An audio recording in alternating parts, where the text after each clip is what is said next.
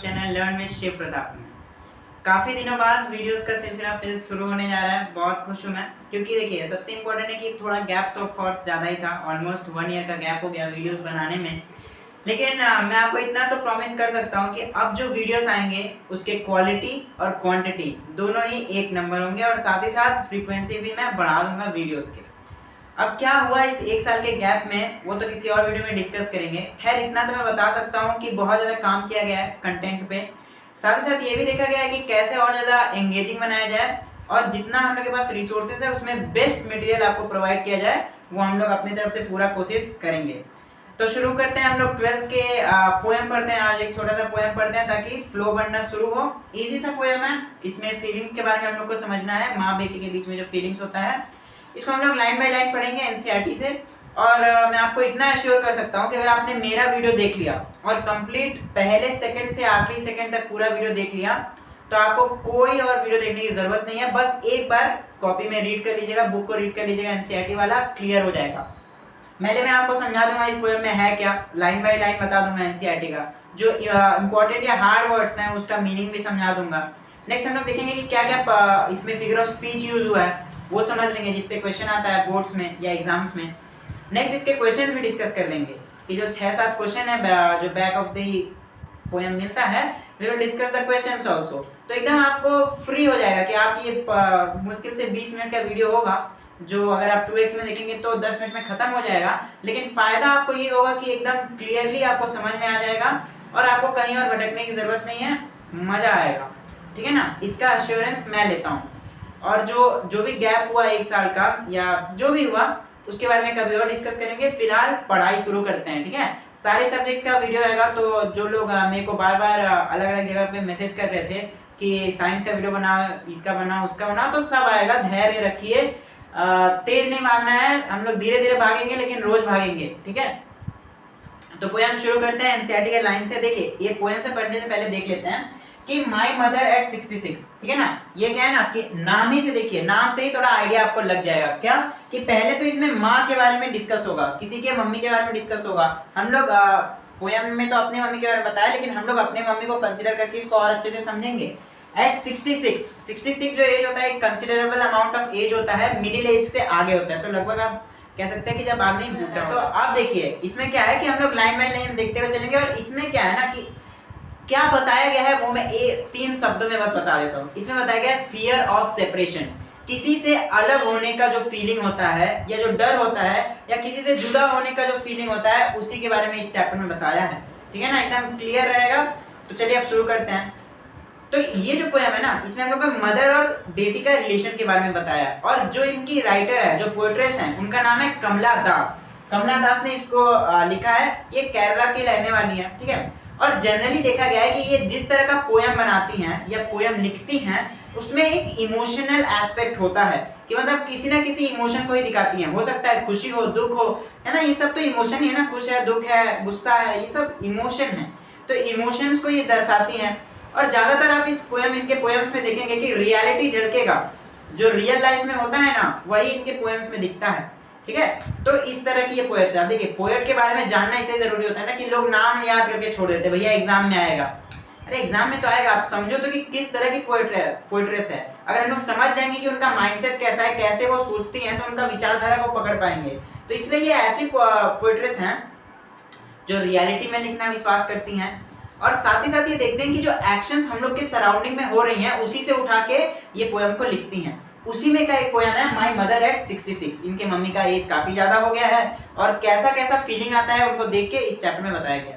तो पहले हम लोग शुरू करते हैं। Driving from my parents home to Cochin last Friday morning, I saw my mother beside मी।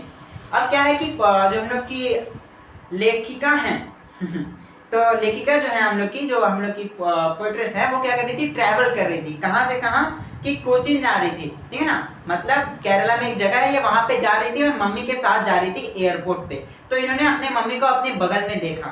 ठीक है, पहले 2 लाइन का ये मतलब है। नेक्स्ट क्या है, those open mouthed, her face ashen like that of a corpse and realised with pain. अब यहाँ पे देखिए, अब ये बता रहे हैं कि उनकी मम्मी उस समय कैसा दिख रही थी। तो देखो डोज का मतलब होता है स्लीपिंग, मतलब क्या है कि जब उसकी मम्मी को देखे, पोएट्रेस ने अपनी मम्मी को देखा तो उन्होंने क्या देखा कि काफी ज्यादा शांत है, आंखों में नींद है और काफी ऐसा देखने से लग रहा है कि काफी दिनों से बीमार है। ये देखिए मैं बताता हूँ कि कहना क्या चाहती है। कहना ये चाहती हैं कि उन्होंने अपने मम्मी को देखा तो ये फीलिंग आया कि ये काफी ज्यादा बीमार है, काफी ज्यादा थकी हुई है, आंखों में नींद है। इसका सीधा अर्थ है कि वो उनका एज काफी ज्यादा हो चुका है। ठीक है, डोज का जो मतलब होता है उसको होता है स्लीपिंग है, स्लीपी जो फीलिंग होता है, ठीक है ना, या जब हम लोग को नींद आता है। ठीक है, एसेंट लाइक मतलब पेन, वो दर्द में दिख रही थी, किसी ना किसी चीज का पेन था उनमें। कॉर्प्स मतलब होता है डेड बॉडी, मतलब क्या है कि देखो आप कोई भी रिलैक्स हो जाता है ना, देखिएगा जिसको नींद आने लगता है तो उसका कंट्रोल थोड़ा बहुत छूटता है बॉडी से, तो वो डेड बॉडी जैसा अपीयर होता है। ठीक है ना, आगे देखते हैं। एंड रियलाइज विद पेन, और ये देख के उनको रियलाइज हो रहा है पोएट्रेस को कि यार काफी दर्द में है मम्मी और इनका एज भी काफी ज्यादा हो गया। तो ये जो ऊपर के 4 लाइन थे इसमें हम लोग समझे कि क्या सिनेरियो है। पहले बता दिया पोएट्रेस ने कि भैया वो ट्रैवल कर रही हैं, कहाँ ट्रैवल कर रही हैं, तो कोचीन जा रही हैं, एयरपोर्ट पे मम्मी के साथ जा रही हैं। अगले 2 लाइन में उन्होंने बताया कि कैसा फीलिंग है, उनकी मम्मी उस समय दिख कैसी रही है ना, काफी मिजरेबल हाल आप कह सकते हैं, काफी बुरा हाल है। आगे बढ़ते हैं। That he thought away and looked back soon, but put that away and looked out at young। अब देखिए उनकी मम्मी क्या है, बहुत ज्यादा रिलैक्स्ड, शांत, एजेड लग रही हैं। नहीं, उन्होंने क्या किया, मन को बदलने के लिए जो विंडो था कार का उससे बाहर देखा तो वहां पे उनको एनर्जी दिखा। एनर्जी किस फॉर्म में दिखा, बच्चे खेल रहे हैं। बच्चे जब खेलते हैं तो पूरा एनर्जी के साथ खेलते हैं। जो ट्रीज हैं वो हरी भरी हैं, उसमें भी एनर्जी भरा हुआ है। जो ग्रीन लीव्स हैं वो सिग्निफाई करते हैं कि there is a lot of energy in them, है ना, अच्छे से फोटोसिंथेसिस चल रहा है। तो क्या है कि अब देखो यहाँ पे कॉन्ट्रास्ट दिख रहा है। कॉन्ट्रास्ट मतलब क्या है कि 2 इमोशन एक साथ। आप अंदर कार में बैठे हो, मम्मी को देख रहे हो तो यार कितना सैड है, कितनी रिलैक्स्ड है, seems like she is dead. बाहर देख रहे हो इतना एनर्जी, इतना यंग। तो यहाँ पे उन्होंने क्या है, कॉन्ट्रास्ट बताया कि जैसे आप नजरिया है आपका और जिस चीज पे फोकस है ना, वैसा ही फीलिंग होता है भैया। आप देखिए इसका सिंपल सा एग्जांपल देता हूँ। क्लास में आप बैठे हैं, टीचर पे ध्यान है तो आप पढ़ेंगे, दोस्त पे ध्यान है तो बात करेंगे, सीधा बात है। तो यही है, ये हमें बता रही है कि अपने अगर मम्मी के साथ बैठे हैं तो थोड़ा उनको बुरा फील हो रहा है कि काफी ज्यादा एज हो गया। बाहर देखती हैं तो काफी ज्यादा एनर्जी है बाहर, बच्चों को खेलते हुए देखते हैं। आगे बढ़ते हैं। Trees sprinting, the merry children spilling out of their home. But after the airport's security check, standing a few yards away, I looked again at her, van pale as a late winters, and felt that old। अच्छा, ये 4 line है, एक काम करते हैं इसको धीरे धीरे समझते हैं, एक बार में नहीं। देखिए ट्री स्प्रिंटिंग, अब वही जोड़ा है उन्होंने कि जब कार चलती है ना, आप देखे होंगे जब कार चलती है तो अच्छा चलती है। आप देखिए क्या चल रही है कि बाहर जब देखेंगे ना तो पेड़ बहुत तेज पीछे जाता है ना। ट्रीज स्प्रिंटिंग, स्प्रिंटिंग क्या होता है मैं बताता हूँ पहले। देखो अगर छोटा सा डिस्टेंस है उस पर बहुत तेज दौड़ेंगे ना, उसको स्प्रिंट कहा जाता है। तो ऐसा लगता है कि पेड़ बहुत तेज पीछे भाग रहा है, उसी को कहा जाता है ट्रीज स्प्रिंटिंग। तो बोल रहे हैं कि जब वो बाहर देखते हैं कि बच्चों का तो एनर्जी दिखता ही है जब गाड़ी रुकती है, लेकिन जब गाड़ी चलती है तो ट्रीज बहुत तेज पीछे जाती हैं। अब क्या ट्रीज दौड़ सकती हैं क्या, देखें आप कभी?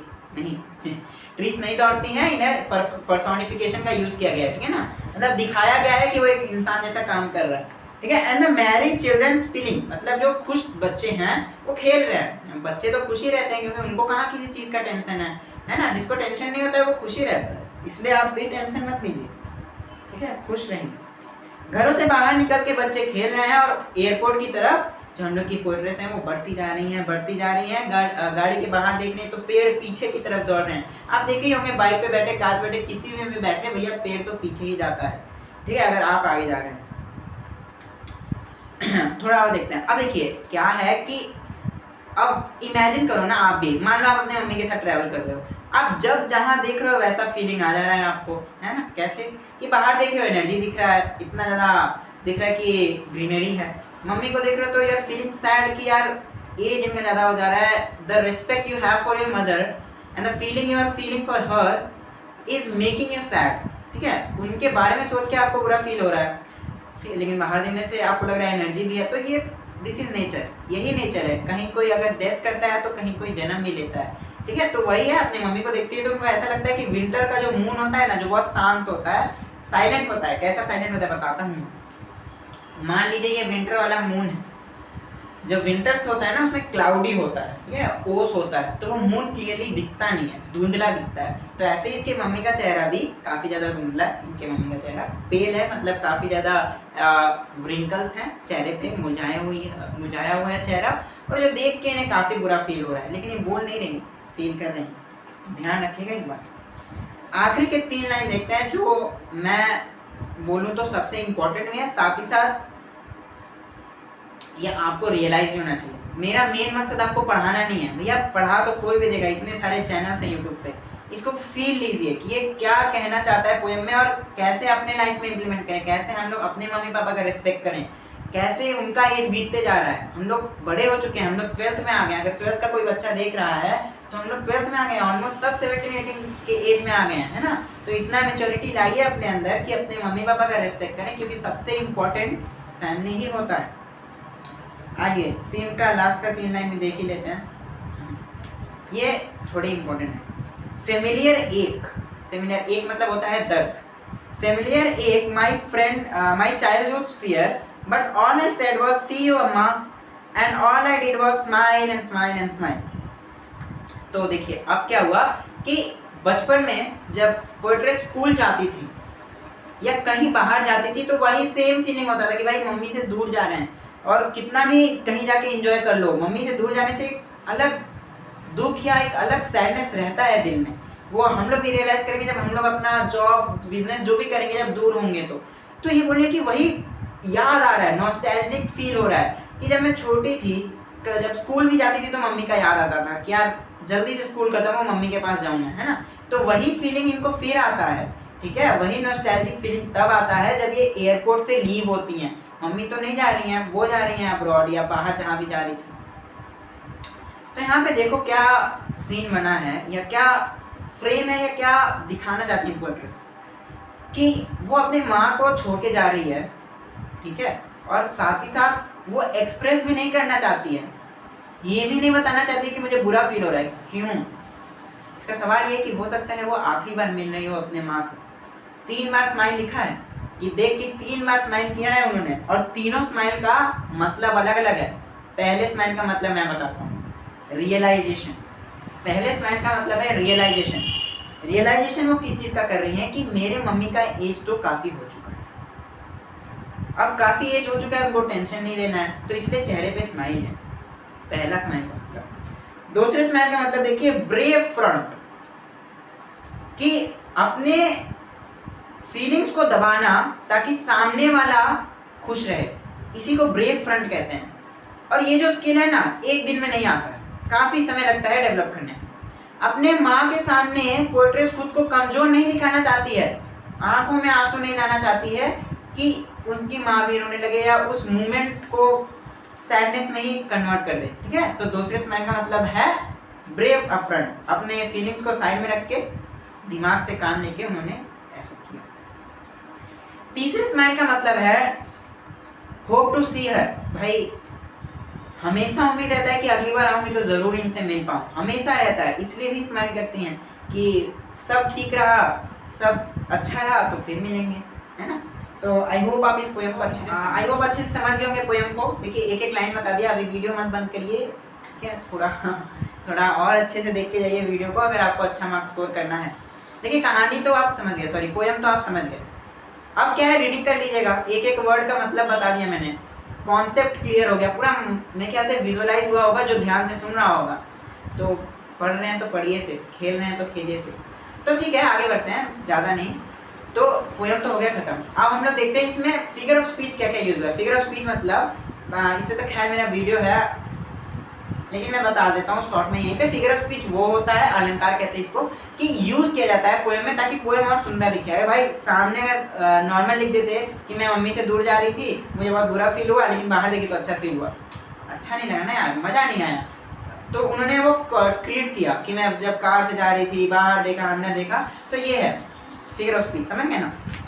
बता देता हूँ मैं क्या क्या फिगर ऑफ स्पीच है। पहला है पर्सोनिफिकेशन, जो मैंने बीच में ही बता दिया था कि ट्रीज जो हैं, ट्रीज भैया आप भी जानते हैं कि दौड़ते तो नहीं हैं और अगर देख लिया आपने ट्रीज को दौड़ते हुए तो वो ट्री नहीं होगा, कोई और ही होगा, ठीक है। तो ट्रीज स्प्रिंटिंग, ट्रीज दौड़ रहे हैं, इसका क्या है कि ट्रीज क्या है, tree is behaving like a person, so it is personification. ठीक है, नेक्स्ट देखते हैं सिमिली।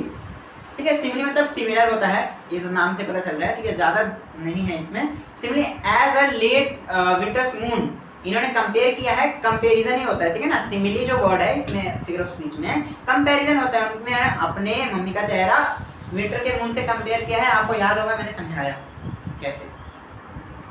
एलिट्रेशन, एलिट्रेशन मतलब बार बार रिपीट होना। लास्ट वाला जो 9 था उसमें क्या आपने देखा, एक कॉन्सोनेंट साउंड बार बार रिपीट हो रहा था। कौन सा कॉन्सोनेंट साउंड? एस वाला। स्माइल स्माइल स्माइल, ठीक है ना, स्माइल एंड स्माइल वहाँ पे बार बार रिपीट हो रहा था, वो था एलिट्रेशन।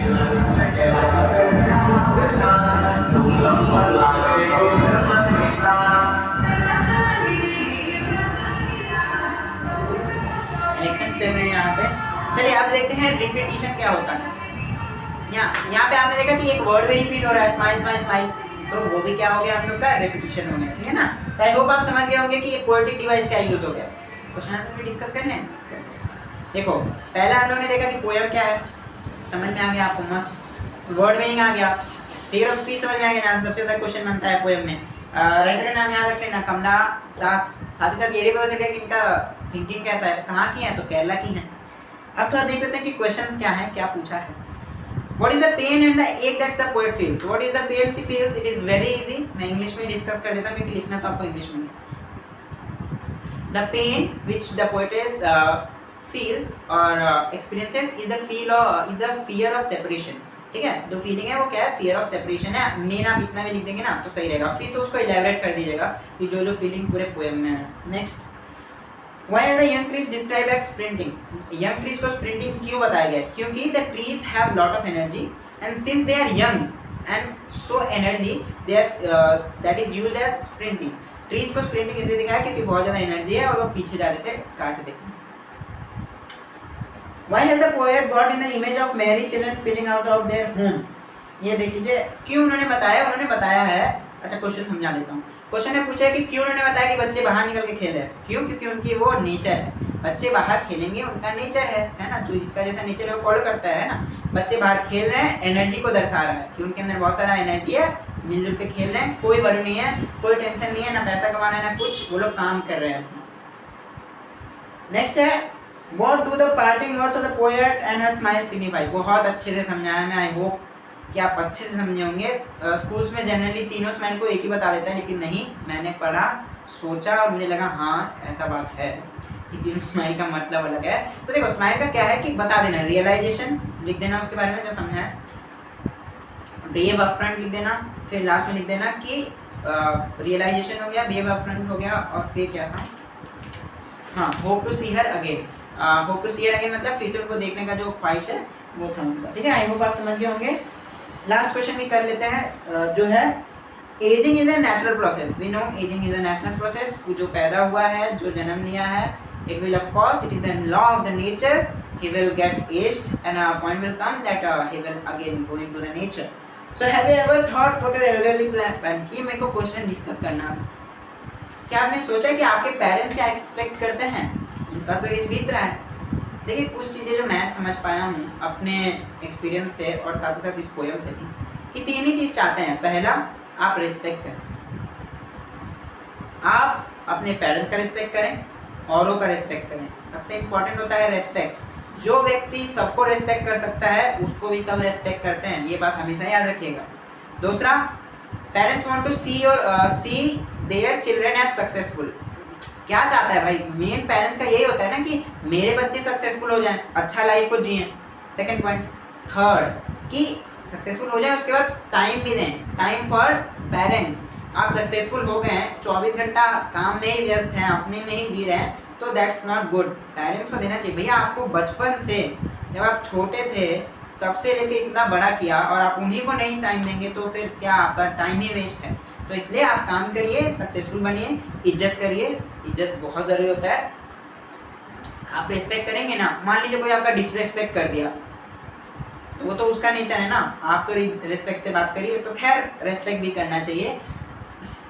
छोटा सा कहानी अगर मैं बताऊं तो बहुत सारा ऐसा होता है कि मेरे भी चैनल का लोग कमेंट्स करते हैं रियल लाइफ में कि भाई क्यों मना रहा है ऐसा वैसा, लेकिन आई डोंट केयर। उनका काम है बोलना, हमारा काम है आपको रिस्पेक्ट देना और दूर हट जाना, ठीक है। रिस्पेक्ट दीजिए सबको, लेकिन समझदार बनिए, ठीक है। आई होप आप अच्छे से समझ गए होंगे, मुझे मज़ा आया पढ़ाने में आपको, आई होप आपको भी मज़ा आ गया होगा पढ़ने में, ऐसे पढ़ा जाता है इंग्लिश को। चलिए अब विराम देता हूँ अपने वाणी को, और भी चैप्टर्स पढ़ेंगे। आप बिल्कुल टेंशन मत लीजिए, जितना प्रॉब्लम्स आता है ना पढ़ने में सब सॉल्व कर दूंगा मैं, या एटलीस्ट अगर आप बोलेंगे तो ज़रूर कर दूंगा। तो आप कमेंट्स में बताइएगा आपको ये वीडियो कैसा लगा। थैंक्स फॉर वॉचिंग, अपना ख्याल रखिएगा, बाय।